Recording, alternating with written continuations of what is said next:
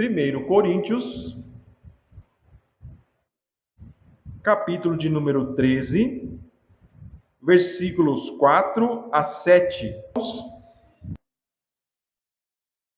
O amor é sofredor, é benigno. O amor não é invejoso. O amor não trata com leviandade.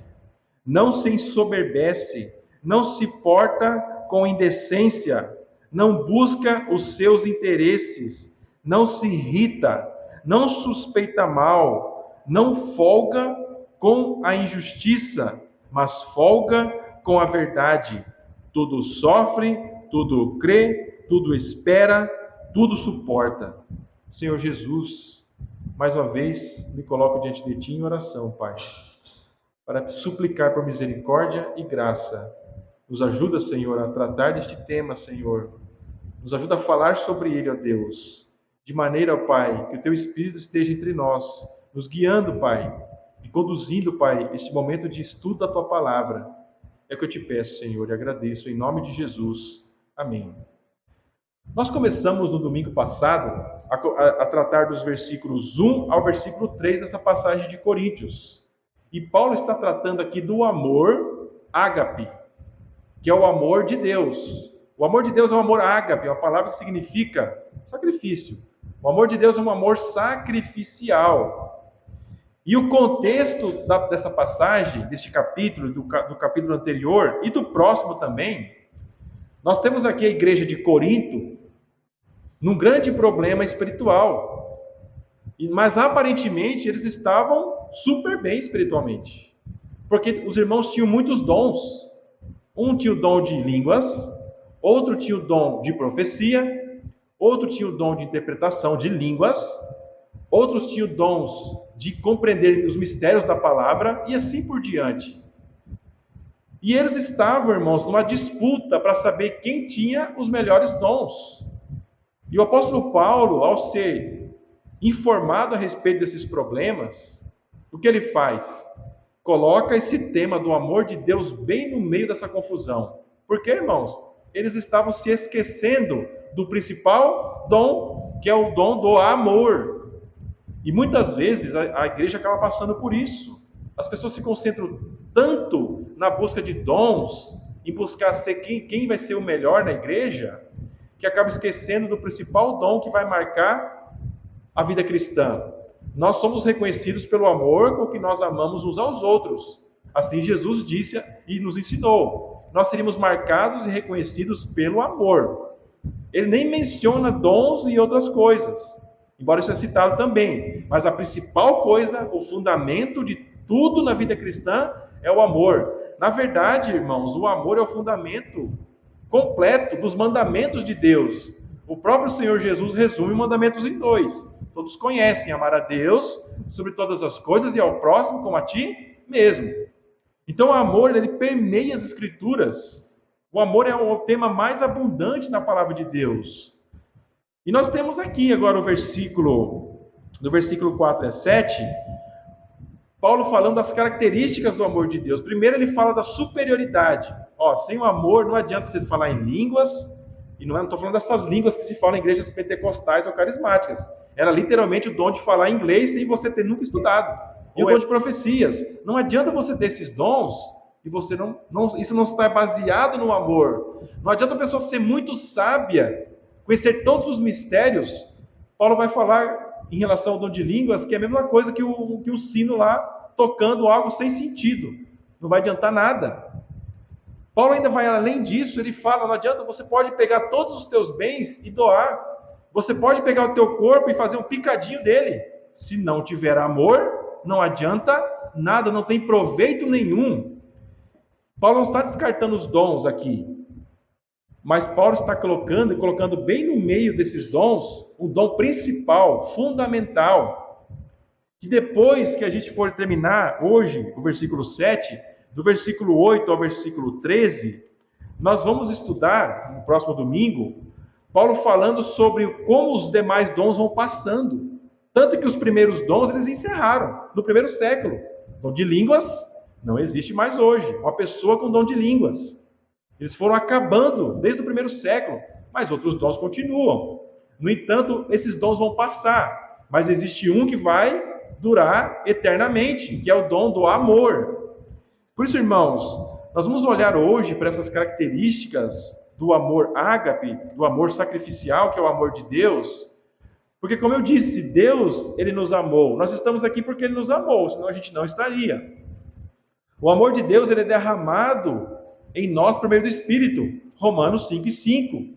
O Espírito Santo vai fazer esse amor habitar em nós de uma maneira pessoal. O Espírito Santo habita em nós e o que ele faz, irmãos? Nos enche de amor, do amor de Deus. E esse amor de Deus vai fazer com que a gente seja marcado por ele. Jesus, ele ensina isso. Vocês vão ser conhecidos pelo o amor que vocês têm uns pelos outros.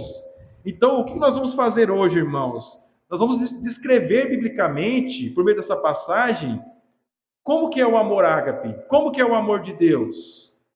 E se os irmãos forem ler o versículo 4, nós vamos ver ali as duas primeiras características do amor de Deus. Eu poderia dizer que essas duas primeiras características são as duas colunas do amor de Deus.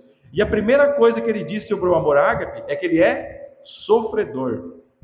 O termo usado aqui, irmãos, e traduzido como sofredor, traz a ideia de ter paciência para suportar as falhas dos outros, não por 5 minutos, mas por muito tempo. Resistir, suportar, sem você se entregar para sentimentos de rancor, mágoa, ressentimento e ódio. É a capacidade de suportar, sofrer. É sofrer diante das afrontas, diante de ofensas, ao que aos olhos humanos às vezes são imperdoáveis. E você conseguir suportar aquilo sem devolver aquilo com ódio. Perceberam que não é fácil, né, irmãos? No domingo passado nós falamos sobre o amor, que o amor de Deus, ele se choca com a visão que o mundo tem de amor. O mundo ele gosta de falar de amor, mas é aquele amor romântico, que é baseado somente em meros sentimentos, que é baseado numa troca. Eu posso oferecer amor se eu também receber amor. No entanto, meus irmãos, não é assim que Deus nos amou. Você não ofereceu amor para Deus primeiro para Ele te amar. Ele te amou primeiro, enquanto você era inimigo dele. O inimigo ama o inimigo? O inimigo, ele odeia o inimigo. E assim nós agimos com Deus. Nós odiamos a Deus. Desprezávamos a Deus com ódio profundo. A nossa rebelião a Deus, ela é cheia de ódio. No entanto, como é que Deus fez, irmãos, para nos salvar? Com um amor ágape, com um amor sofredor. Porque Ele suportou e suporta os nossos pecados com muita paciência, com longanimidade, que é um termo bíblico também para isso. Então, o amor sofredor, essa é a primeira coluna. Você quer amar biblicamente, você tem que estar preparado para fazer o quê? Sofrer. Para sentir lágrimas escorrer dos teus olhos, mas não revidar. Não é assim? O dar a outra face que Jesus ensinou? Irmãos. Muitas vezes, não literalmente, né, irmãos? Não literalmente, mas de uma maneira figurada. A gente vai dar a outra face quando alguém te despreza, quando alguém simplesmente toma uma atitude estúpida com você, sem você ter feito nada, e você realmente foi injustiçado. E talvez na tua razão, você tinha todos os motivos para ofender, para exigir uma postura diferente da pessoa, mas você em amor faz o quê?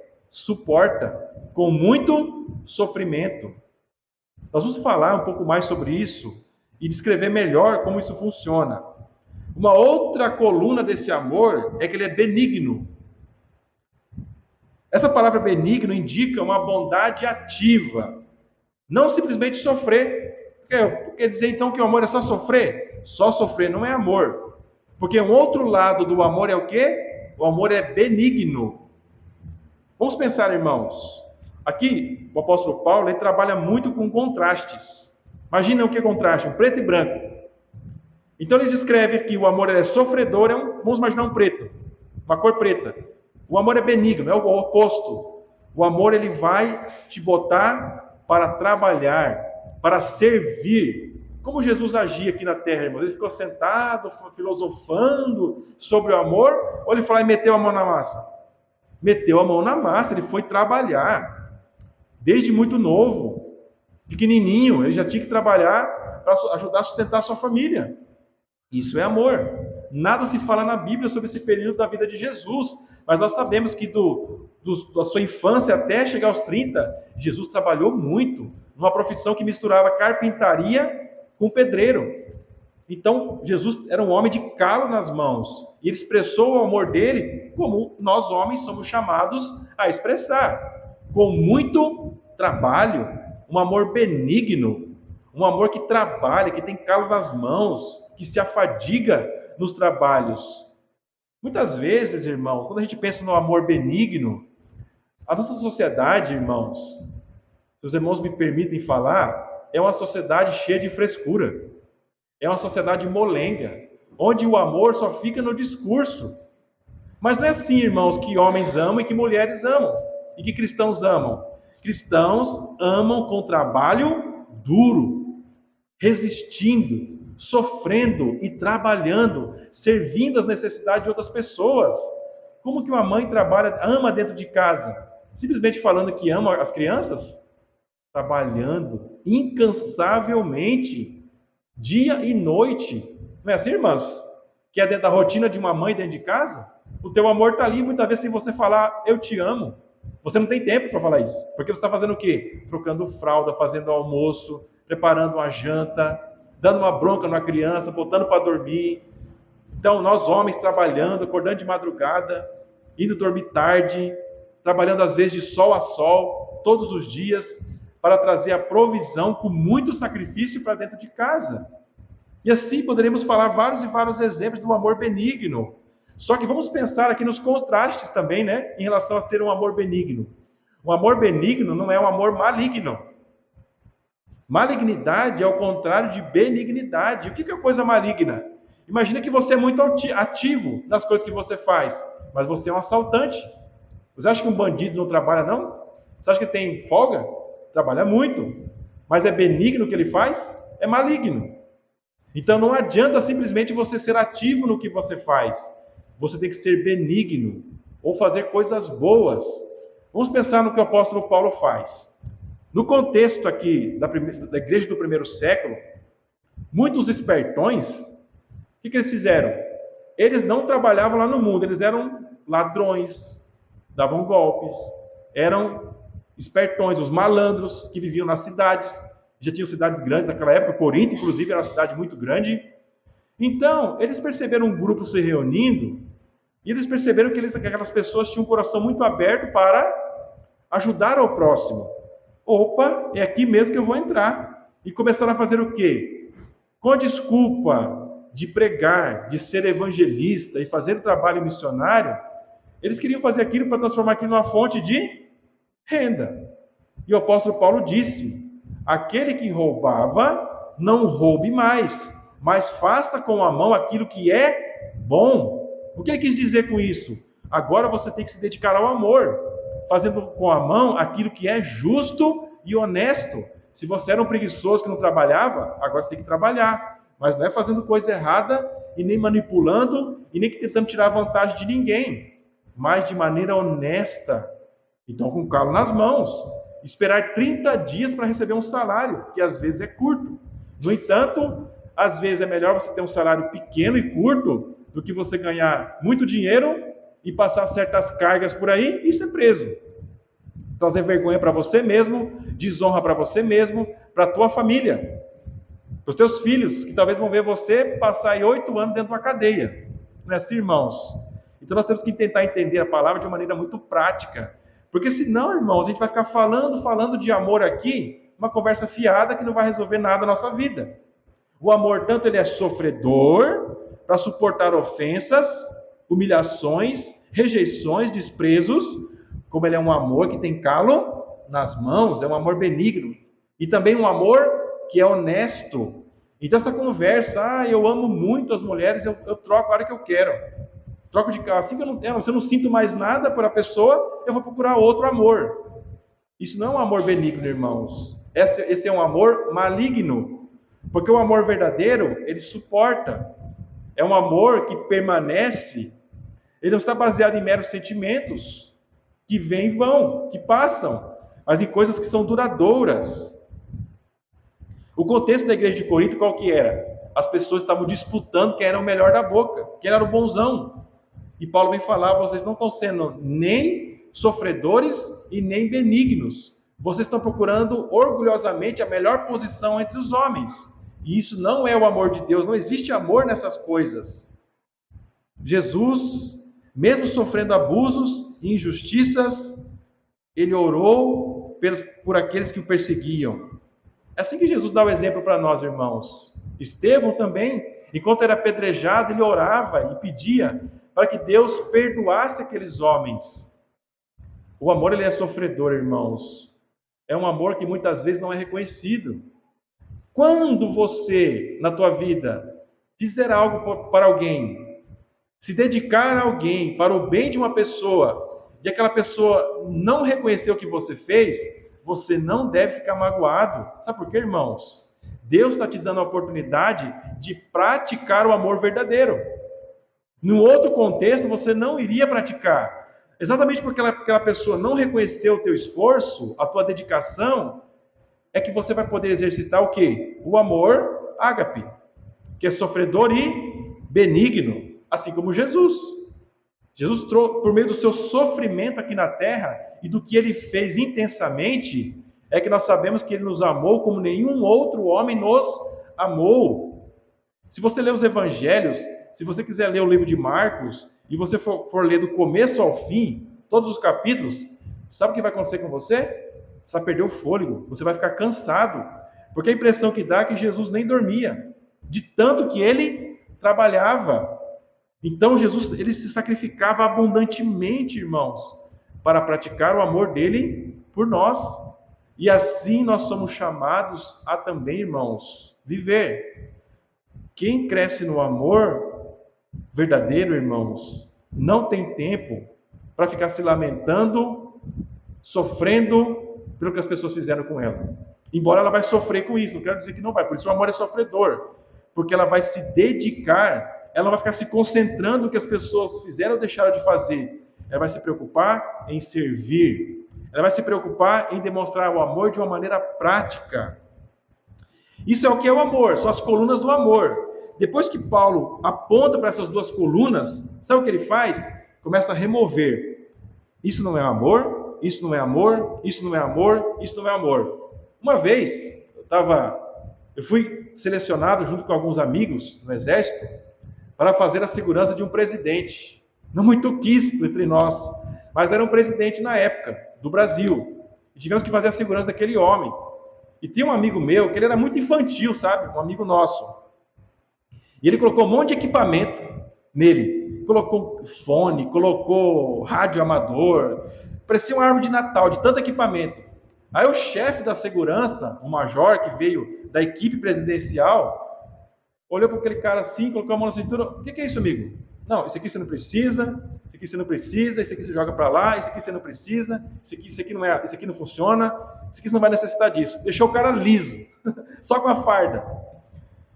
Paulo está fazendo a mesma coisa aqui, ó. Agora que eu demonstrei para vocês só o que é o amor verdadeiro, eu vou começar agora a mostrar para vocês o que não é o amor. Vamos descartar na nossa mente, no nosso coração, aquilo que não é o amor. Vamos ver, ó, o que o texto diz no versículo seguinte, no versículo 4 ainda. O amor não é invejoso e também o amor não se ensoberbece.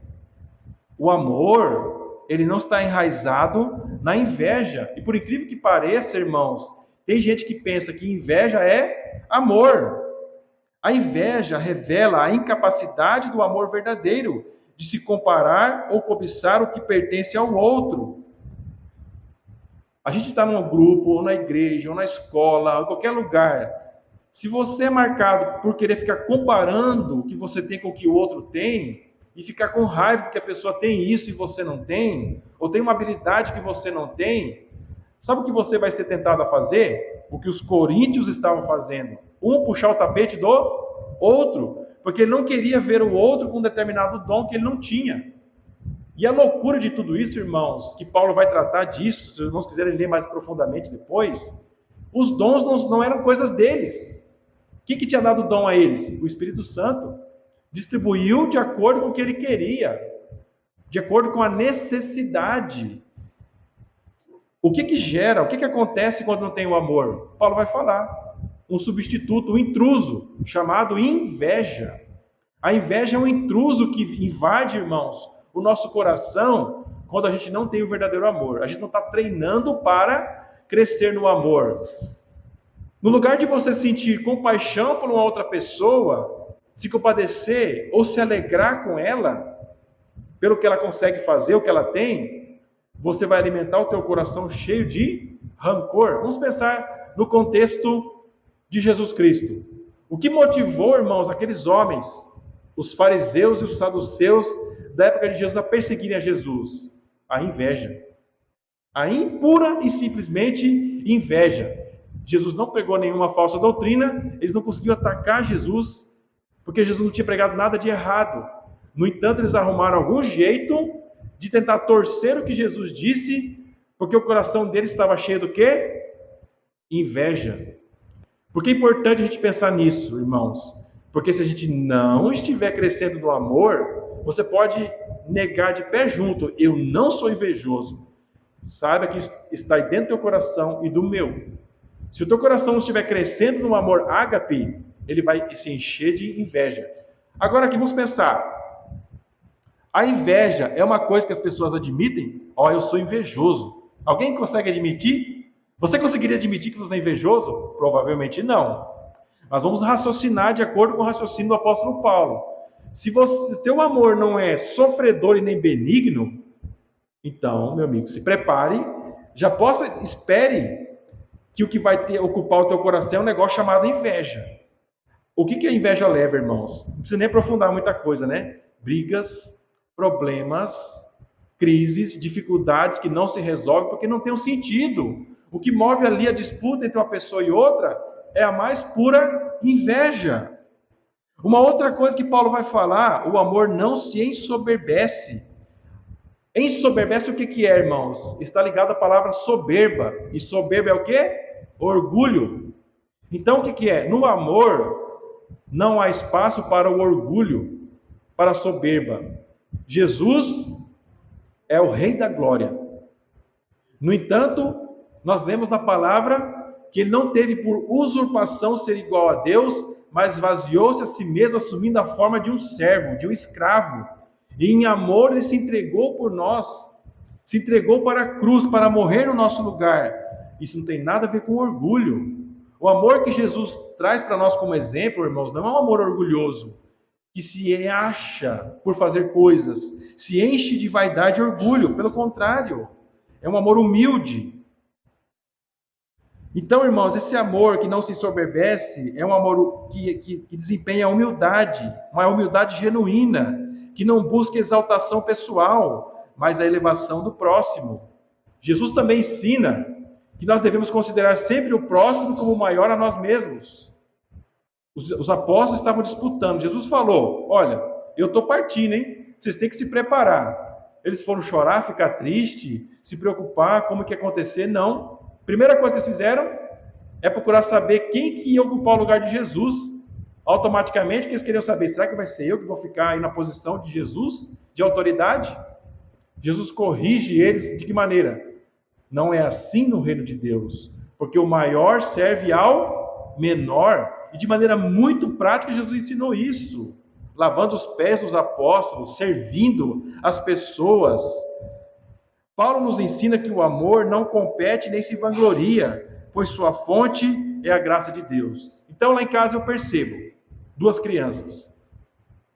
Grande parte do tempo deles é brincando de brigar, brincando de criar disputas. Os psicólogos dizem que isso faz parte do desenvolvimento deles. Brigar, né? Para tentar ocupar territórios. Diz que isso faz parte também do instinto do ser humano pela busca por território. Mas nós não estamos falando de um mundo generalizado quando a gente está falando do amor. Nós estamos falando isso do contexto da igreja de Cristo. E na igreja de Cristo não funciona dessa forma. Senão o apóstolo Paulo ia fazer assim, ó. Ô pessoal, pode continuar se quebrando o pau aí que eu vou fazer de conta que eu nem vi. O apóstolo Paulo ataca o problema. Se vocês tiverem disputa entre vocês, que seja pelo que é justo, pelo que é correto, não por invejinha e nem por orgulho. Esse tipo de coisa não há justificativa. Um irmão empurra o outro em casa. Por que se empurrou o irmão? Não, porque não sei o que lá. O que você percebe? Uma desculpa, né, irmã Aline? Esfarrapada. Porque não justifica, você empurrou porque você estava com inveja, porque o teu irmão tinha isso e você não estava no momento. Por causa de um brinquedo que você queria, o teu irmão não queria, não tinha. Os adultos fazem diferente, né? Os adultos são diferentes, né? Não. Você só refina, aperfeiçoa essas coisas dentro da igreja, no local de trabalho, dentro das nossas famílias, relações com os nossos familiares, por onde nós passamos. Infelizmente também na igreja local essas coisas acontecem. Se a gente entra numa briga, a gente não pode perder a razão, vocês concordam? E como é que a gente perde a razão? Quando a tua causa não é justa. E aqui Paulo está dizendo, vocês estão disputando por causas injustas. Vocês estão brigando uns com os outros para disputar quem é o melhor, por mera inveja e orgulho. Quando observamos a vida de Jesus, percebemos que ele nunca buscou a glória pessoal, mas sempre apontou para o Pai. No ambiente da igreja ou na nossa comunidade, devemos aprender a celebrar as vitórias dos outros e não permitir que o orgulho nos separe do amor genuíno. É difícil, né, irmãos? Você vê pessoas que se alegram às nossas vitórias. É difícil, né? Porque a maioria das pessoas vão ficar com inveja. Você conquistou uma coisa, se você ousar colocar lá na rede social, você vai ver quem realmente vai aproveitar e te parabenizar, quem vai vir te dar um abraço depois que você é promovido, ou entrou numa profissão nova, qualquer coisa que você tenha conquistado. Muitas vezes você vai ficar triste porque você vai perceber pessoas próximas a você que vai fingir que aquilo ali nem aconteceu com você, porque o coração dela está cheio do que, irmãos? Inveja e orgulho. E nós devemos pensar, irmãos, aqui, enquanto cristão, nosso raciocínio deve ser em que sentido? Eu tenho que pensar de que maneira eu estou cometendo esses pecados. Porque se eu não estou crescendo num amor ágape, que é sofredor e benigno, infelizmente eu vou me encaixar em alguma coisa dessa. Ou inveja ou orgulho. E vou disfarçar isso de amor, de cuidado. De alguma maneira eu vou disfarçar isso aí. Porque ninguém admite que é invejoso e orgulhoso. Outras coisas que o amor também não é. O amor não se porta com indecência, não busca os seus interesses, não se irrita e nem suspeita mal. A primeira característica, o amor não se porta com indecência. Isso remete à conduta irrepreensível que o amor exige. A pessoa diz que é amor, mas comete um adultério. Isso é amor, irmãos? Não, porque isso é exatamente o que a palavra está dizendo. O adultério é uma coisa indecente. Ou então, a pessoa começa a enriquecer do dia para a noite. E começa a angariar dinheiro. E todo mundo sabe que aqueles recursos financeiros que aquela pessoa está ostentando por meio de colares, correntes de ouro, ou então grandes caminhonetes ou grandes propriedades, não vem de um trabalho honesto.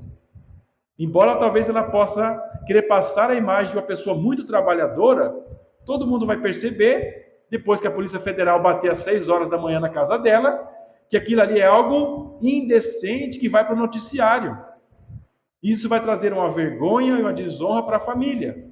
Poderíamos citar vários exemplos, irmãos, de exemplos do que as pessoas dizem que é amor, mas que à luz da palavra vai ser algo indecente. E nós devemos pensar nisso, irmãos. Em como que, quando a gente pensa em coisas indecentes, nós, seres humanos, temos uma inclinação muito forte a buscar prazeres sem medir as consequências. Sem se preocupar com que isso possa afetar a nossa vida ou a vida daquelas pessoas que estão em nossa volta. E isso gera o quê? Dor, sofrimentos, mágoas, tribulações, desgastes, rompimentos de laços familiares, porque nós nos portamos de uma maneira indecente. No contexto da igreja de Corinto, você tinha exatamente isso. Porque você acha, irmão, se a gente começar aqui enquanto igreja, nós somos poucos, mas se nós começarmos a brigar entre nós, disputas territoriais dentro da igreja, logo, logo os vizinhos vão começar a saber da igreja. Logo, logo os irmãos de outras igrejas vão começar a saber. Isso vai gerar o quê? Escândalos. Porque a disputa por coisas idiotas, por territórios, por posições como os coríntios, leva, irmãos, a um comportamento indecente, que vai trazer vergonha. E uma outra coisa que o amor não busca os seus interesses. Irmão, quer dizer que então que para mim ter amor, eu não posso me preocupar com a minha vida? Não é isso que Paulo quer dizer. Mas agora, quando você transforma os teus próprios interesses num ídolo, ou seja, você é uma pessoa egoísta, o que vai acontecer com as pessoas que estão em sua volta? Você vai se preocupar com elas? Você vai ficar cego para as pessoas em sua volta. Uma pessoa que é cega para as necessidades em volta, ela ajuda o próximo? Ela estende a mão quando alguém precisa? Quem aqui já teve que pedir uma ajuda para alguém e a pessoa falou não? Ou fingiu que não ouviu, como é o caso mais comum? Várias vezes, né, meus irmãos? Ou até mesmo a gente já tem cometido isso, por estarmos cegos, porque estamos tão envolvidos com os nossos próprios interesses, que não percebemos o que está acontecendo em nossa volta.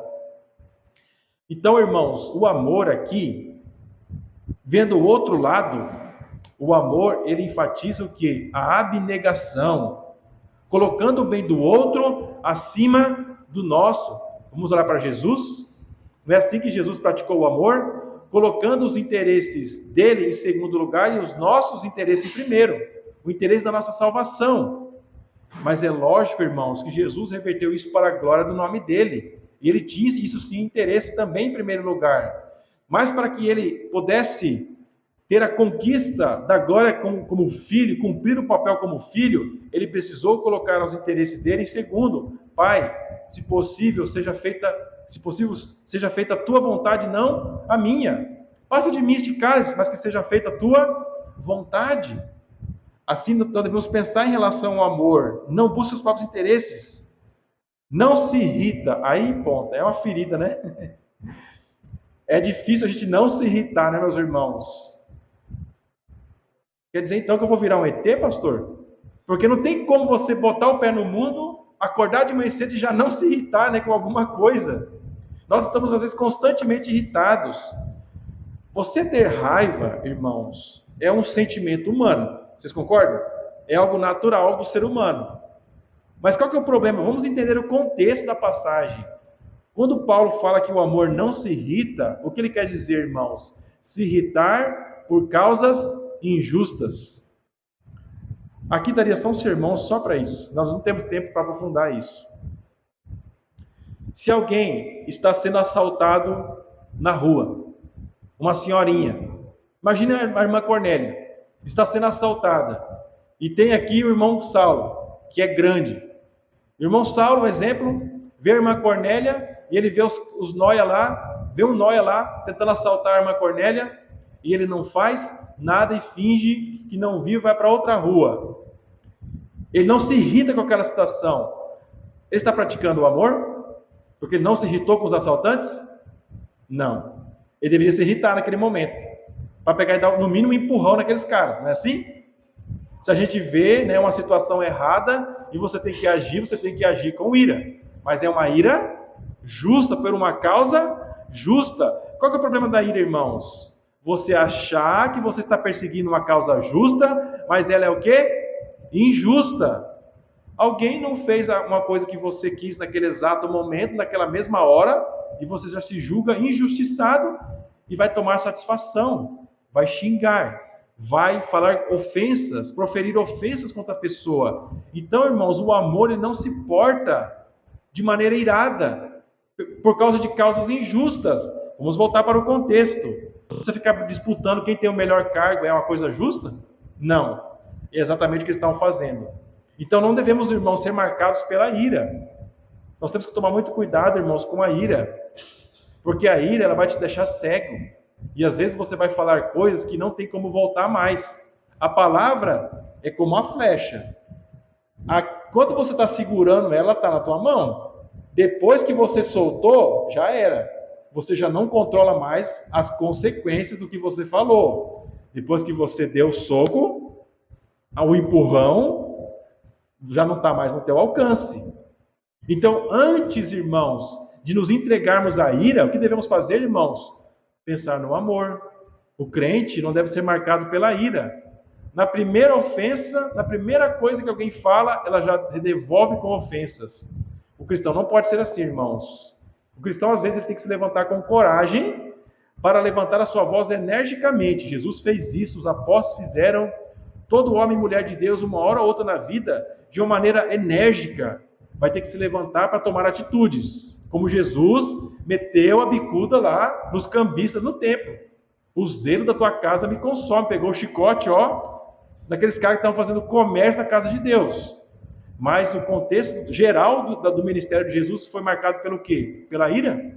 Mansamente ensinando e ainda pelo exemplo. O amor também não suspeita mal. Esse é um problema, meus irmãos. Quando acontece alguma coisa dentro da igreja, quando alguém chega e fala para a gente alguma coisa de alguém, ou quando a gente observa alguma coisa acontecendo, qual que é a nossa tendência? Suspeitar bem ou suspeitar mal? Suspeitar mal. E às vezes, com base em meras suspeitas, nós já saímos falando aquilo para outras pessoas. Eu vi fulano passando em tal lugar, eu acho que ele estava fazendo tal coisa. Aí a pessoa escutou aquilo, olha, o irmão fulano falou que fulano estava fazendo tal coisa. Tirou o acho e já virou a mentira, o acho já virou a certeza. Com base no quê? Más suspeitas. E às vezes nós somos induzidos por Satanás. Satanás, ele é especialista, meus irmãos, em levantar suspeitas entre os irmãos. Ele é especialista em fazer isso. Olha, o pastor ali, acho que ele está agindo assim, eu acho que está fazendo isso, hein? Olha, irmão fulano, eu acho que ele está aprontando alguma coisa. Nunca a gente pensa o bem. A gente sempre quer pensar o quê? O mal das pessoas. A gente coloca o modo maçarico para queimar a pessoa. Você nunca se coloca numa posição para ver o bem, sempre o mal. Isso demonstra uma disposição de perdoar e não guardar ressentimentos, mesmo quando injustiçado também, irmãos. A não suspeitar mal. Não ficar exagerando o problema. Não se irritar e não suspeitar mal andam muito juntos. Qual que é o grande problema, irmãos? Alguém te ofendeu. Desse tantinho assim, O que você faz para ficar irado? Põe fermento. E põe fermento. E põe fermento. Coloca isso nesse contexto. Muitas vezes você quer justificar a tua ira. As irmãs aí, hein?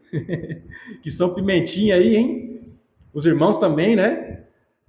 Muitas vezes, irmãos, nós nos irritamos facilmente ou de uma maneira desproporcional. Por exemplo, às vezes, mesmo quando alguém não queira, se alguém pisar no teu pé, literalmente, você vai gostar? Ai, que delícia, cara. Fulano de tal pisou no meu pé, eu gostei muito. Bem na minha unha encravada, que delícia. Ai, que delícia. Estava torcendo por isso. Não, né? Você vai ficar com aquela raiva, vai dar aquele choque em você de dor e de raiva. Qual que é o problema? A gente ampliar isso. Ou alguém fez alguma coisa pra gente que a gente não gosta, e realmente a pessoa fez algo que você não gosta, mas você pega aquilo ali, e multiplica, e amplia, e aumenta, até virar uma bomba incontrolável, que você vai justificar ofensas, xingamentos, e muitas vezes até agressões físicas. E pensar que Paulo estava falando isso para crente, viu? Paulo não estava falando para descrentes. Estava falando para os crentes da igreja. Em uma igreja onde se busca o interesse próprio, isso vai gerar conflitos. Então, Paulo reforça que o amor genuíno é desprovido de egoísmo e rancor. Esse ensinamento é vital também para nós hoje, em nossas famílias, em nossos ciclos de amizade e na igreja. Por onde a gente passar, meus irmãos?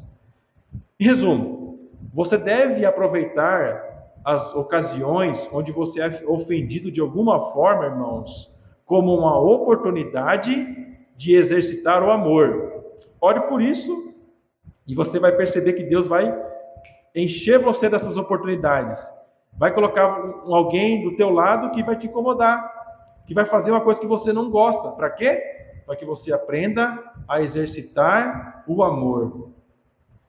O amor não se alegra com a injustiça, mas se regozija com a verdade. Uma outra característica.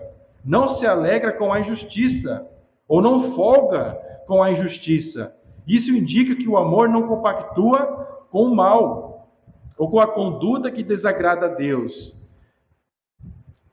O que nós vemos, irmãos, muitas vezes? Nós estamos numa igreja, e nós devemos ser comprometidos em amor com a verdade, com a palavra de Deus. O que geralmente acontece em igrejas? Boas intenções no começo, que com o passar do tempo, ali o pastor ou aquele grupo de irmãos que lideram aquela igreja começam a demonstrar suas reais intenções. Ao mesmo tempo, você vê irmãos dentro da igreja que estão comprometidos com o amor a Deus, com o amor ao próximo, e por isso estão comprometidos com o ensino da verdade, da palavra. O que vai acontecer quando aquele pastor, aquele grupo de irmãos que lideram a igreja começarem a praticar e ensinar coisas erradas, que não estão na Bíblia? O que a gente vai fazer? O que esses irmãos vão ter que fazer? Não se alegrar com a injustiça. Então eles vão ter que confrontar aquela situação errada. Eles vão ter que dar as caras para sofrer ofensas, agressões, humilhações e as maquinações do mundo e de pessoas que não estão sendo movidas por amor. Vamos pensar, meus irmãos, nós somos seres humanos e por natureza nós somos maus, nós não somos bonzinhos. Por mais que a gente possa identificar no ser humano freios morais, como cada um tem, mas se nós, enquanto crentes, não estivermos crescendo no amor ágape, irmãos, nós vamos estar crescendo em todas essas coisas aqui, que o apóstolo Paulo fala que não é amor.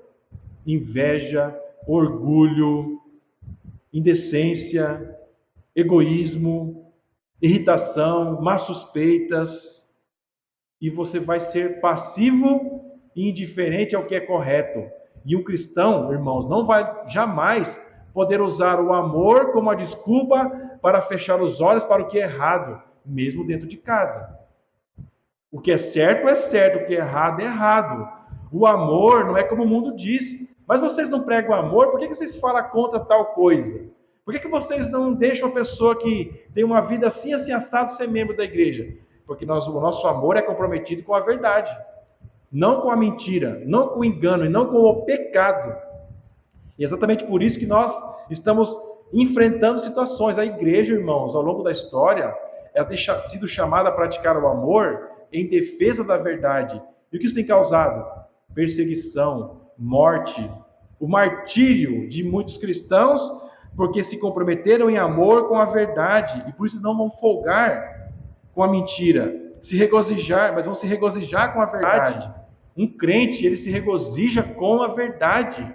O nosso compromisso é com a verdade.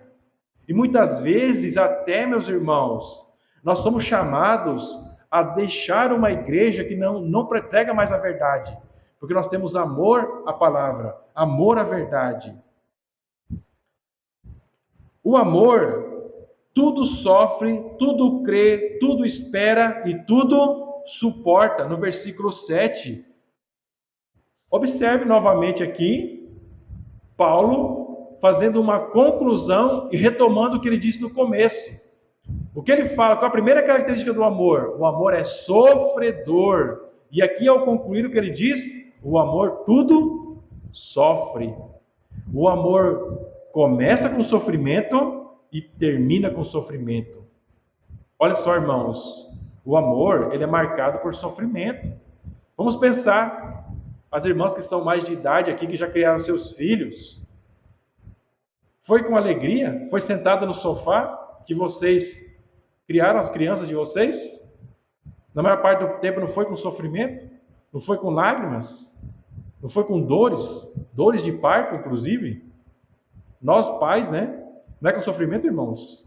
Que nós alimentamos nossas famílias com lágrimas, se sacrificando pelo bem das nossas famílias? É assim, irmãos. Não é assim que um pastor deve ser marcado pelo sofrimento? Não é assim que nós devemos ser na sociedade enquanto cristãos? Pessoas que sofrem pelo Evangelho, sofrem por aqueles que ouvem o Evangelho e não querem ouvir. Nós sofremos pela rejeição que o mundo dá a Cristo. Nós sofremos pela iniquidade no mundo quando nós vemos. De uma maneira ou de outra, irmãos, o amor ele sempre vai ser marcado pelo sofrimento, porque o amor ele é marcado pelas dificuldades. Mas o amor tudo crê. O amor não é baseado em sofrimento, mas o amor também é marcado pela fé. A pessoa sofre e permanece ali sofrendo porque ela crê em Deus. Então o crente, ele sofre pelos seus pecados. O cristão também peca, viu? Infelizmente. O cristão peca. Talvez não do jeito que ele pecava no mundo, com alegria e indiferença, mas ele peca. Continua pecando em outras escalas, vendo outras coisas, ou sendo mais sensível ao pecado. A vida de um cristão vai ser marcada pelo sofrimento, porque o cristão está em uma guerra contra os seus próprios pecados. Ele está numa luta contra o seu próprio coração, que é inclinado para o mal. O que ele faz, irmãos? Ele sofre, mas ele sofre com esperança. Ele vai obrigatoriamente ir para a palavra, para ir buscar promessas na sua luta sofrida contra os seus pecados. Por isso ele vai manter a fé, mesmo quando tudo parece perdido. Você olha para o teu pecado, o André olha para a sua ansiedade, e você fica desapontado e triste. Mas quando você olha para a palavra, e você vê o amor de Deus por você, o que Ele prometeu nos lavar, nos purificar, e nos apresentar no céu, sem nenhuma mancha, o nosso coração fica em paz, em meio ao sofrimento. Por isso o amor tem uma outra característica: tudo espera. Isso está ligado à esperança, irmãos. Fé e esperança não são exatamente a mesma coisa. A fé vai gerar esperança. A esperança é o fruto da fé, irmãos. Quando você exercita a tua fé, ela vai gerar um fruto que você precisa: esperança. Porque quando você não tem esperança, irmãos, você tem desespero. E você entra num ciclo de ansiedade, que a Bíblia diz que é pecado. Você vai entrar em desespero e aflições porque você não está exercitando a fé. Mas o amor vai fazer com que você tenha fé, e a fé vai gerar esperança. A esperança, irmãos, aqui vai te dar paz em meio às lutas. Em meio às piores catástrofes na nossa vida, nós vamos aprender a ter esperança e paz, porque nós somos treinados na escola da fé.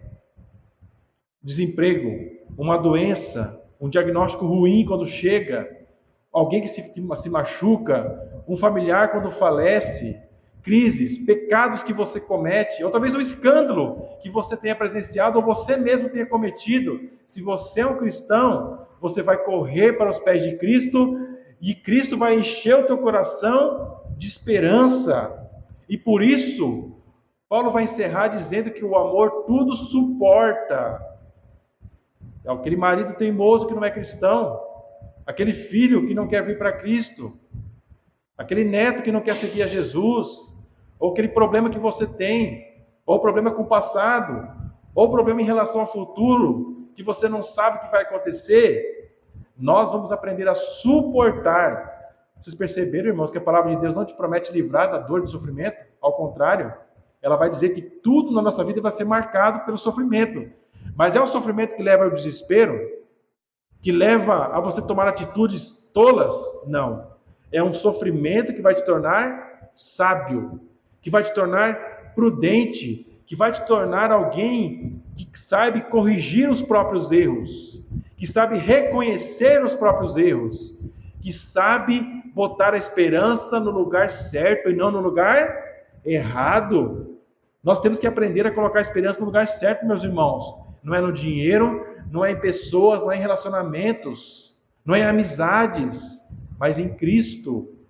Por isso nós vamos tudo suportar, tudo sofrer, tudo crer, tudo esperar e tudo suportar. Em meio às crises, perseguições e desafios que assolavam a igreja, Paulo descreve um amor que não se abala por circunstâncias. Essa descrição serve de modelo para os cristãos de todas as épocas, mostrando que o amor que vem de Deus é capaz de sustentar a fé em qualquer situação.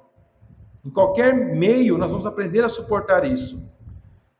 Irmãos, pelo semblante dos irmãos, eu creio que vocês já estão cansados, né? Eu também.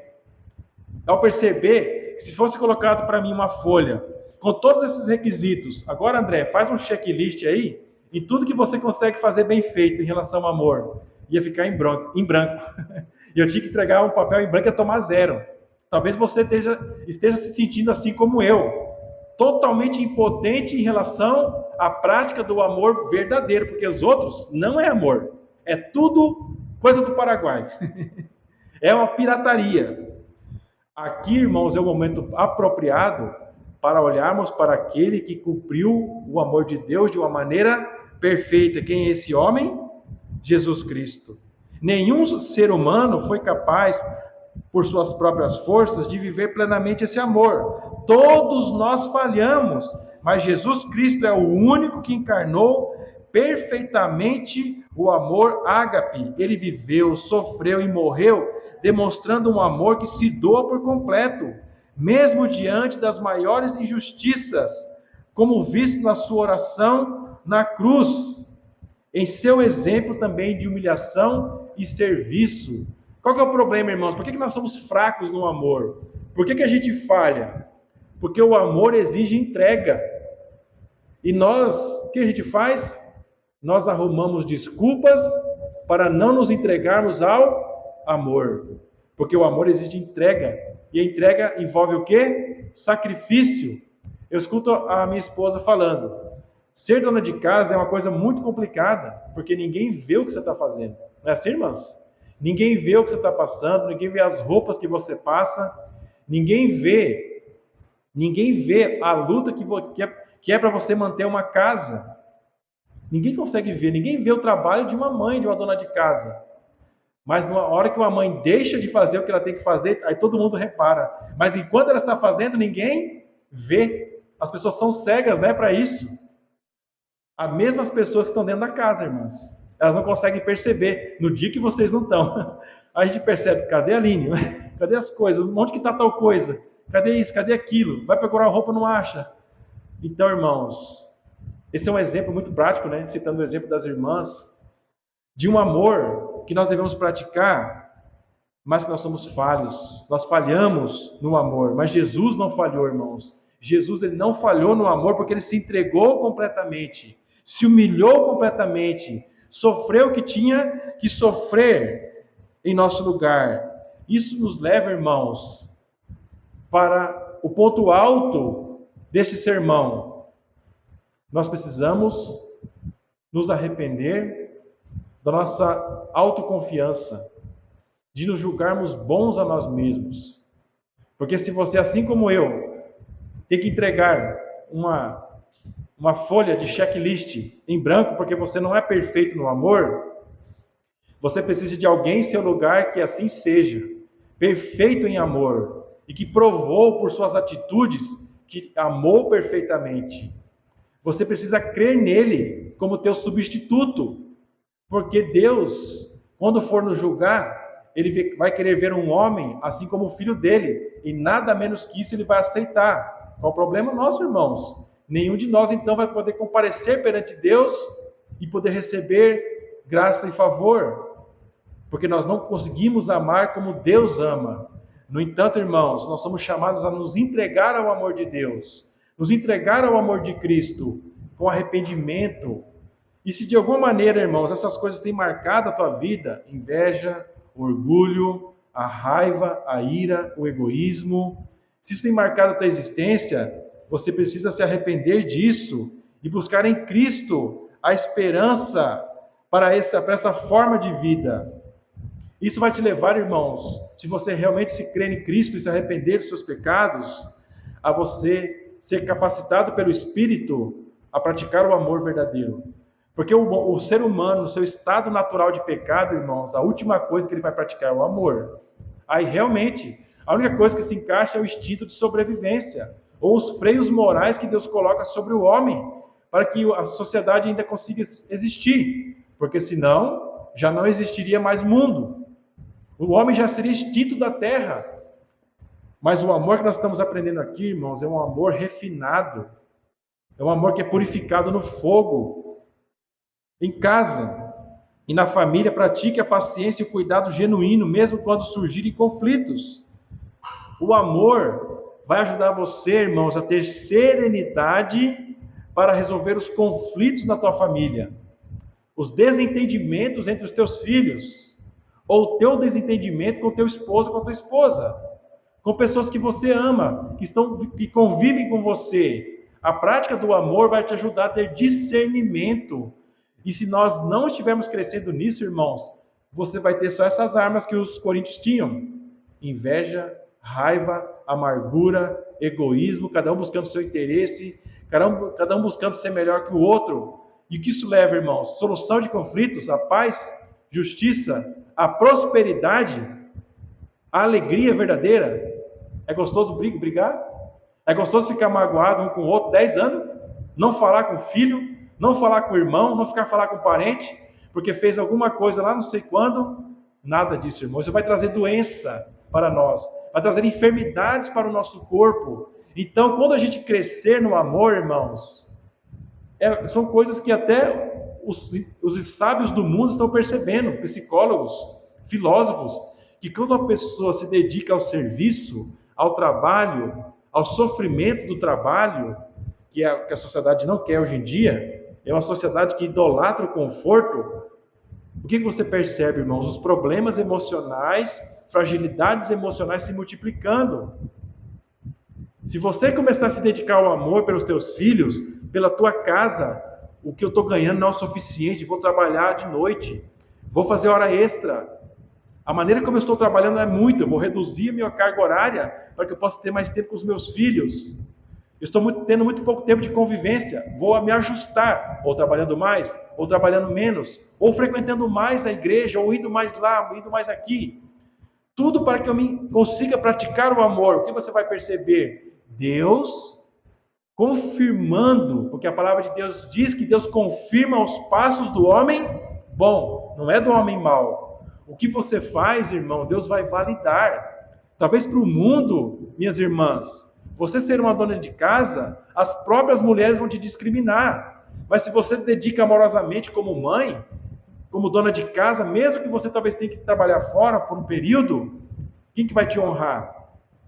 Quem que vai te honrar no final das contas e te confirmar naquele caminho? Deus. É a opinião dele que importa, irmãos. Não da sociedade, não do mundo. Não podemos ser como os coríntios, que estavam se preocupando com a opinião dos outros.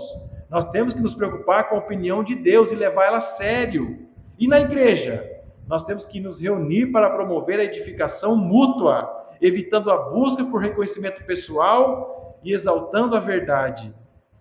E assim, irmãos, no nosso local de trabalho, ou na escola, ou na faculdade, nós devemos sempre lembrar, como cristão, eu vou ser chamado a praticar o amor ágape, o amor sacrificial.